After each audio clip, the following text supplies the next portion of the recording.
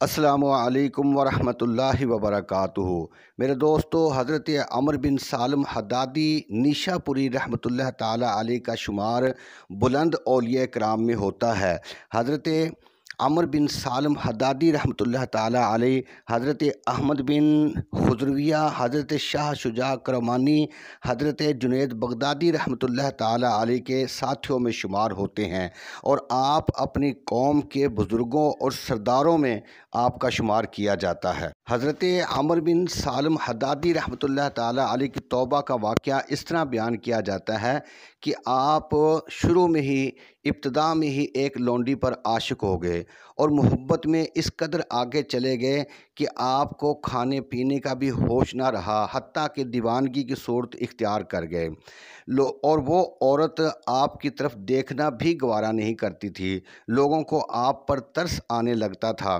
तो लोगों ने आपसे कहा कि अगर आप इस लड़की को हासिल करना चाहते हैं तो निशापुर के करीब कस्बे में एक यहूदी जादूगर रहता है, उसका कोई भी जादू खाली नहीं जाता, कोई वार खाली नहीं जाता।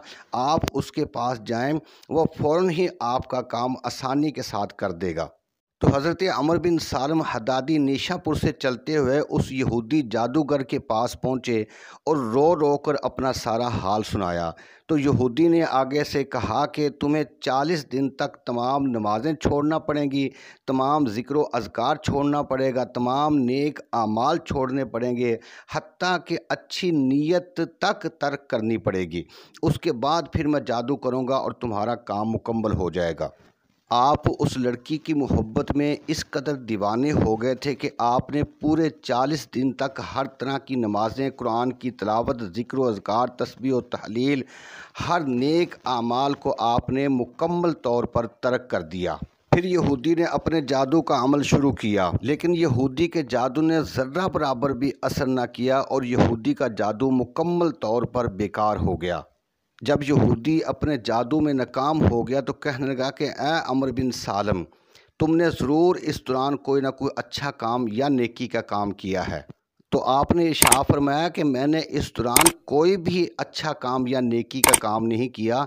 तो जादूगर ने, यहूदी ने कहा कि तुम गौर करो। तो आपने जब गौर किया तो आपने कहा कि हाँ, सर राह चलते हुए एक मर्तबा मैंने एक पत्थर को देखा और उसे पाँव से ठोकर मारकर हटा दिया ताकि बेखबरी में किसी को ठोकर ना लग जाए। तो यहूदी जादूगर ने कहा कि ओ अमर बिन सालम, खुदा का वास्ता, उस खुदा को क्यों नाराज़ करते हो जिसकी तुमने 40 दिन तक हर तरह से नाफरमानी की, मगर उसने तुम्हारी इतनी मामूली सी मेहनत भी ज़ाया नहीं की। तो आपने उसी वक्त सच्चे दिल से तौबा की। जब आपने तौबा की तो यहूदी ने भी उसी वक्त कलमा पढ़ा और दायरा इस्लाम में दाखिल हो गया। तो आपने तौबा के बाद लोहे का काम शुरू कर दिया और इस दौरान हज़रत अब्दुल्ला बावर्दी रहमतुल्लाह ताला अलैह के हाथ पर बैत की। एक मर्तबा आप अपनी दुकान पर काम कर रहे थे तो बाज़ार में एक नबीना शख्स को देखा जो कुरान पाक की तिलावत कर रहा था।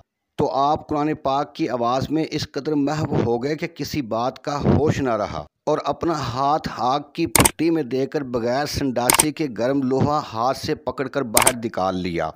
शागिर्दों ने यह कैफियत देखकर उस्ताद का शोर मचाया। जब आप अपनी असल हालत में आए तो ये काम हमेशा के लिए छोड़ दिया। मेरे चैनल हौज़ कौसर को ज़रूर सब्सक्राइब करें। अल्लाह दे हवाले।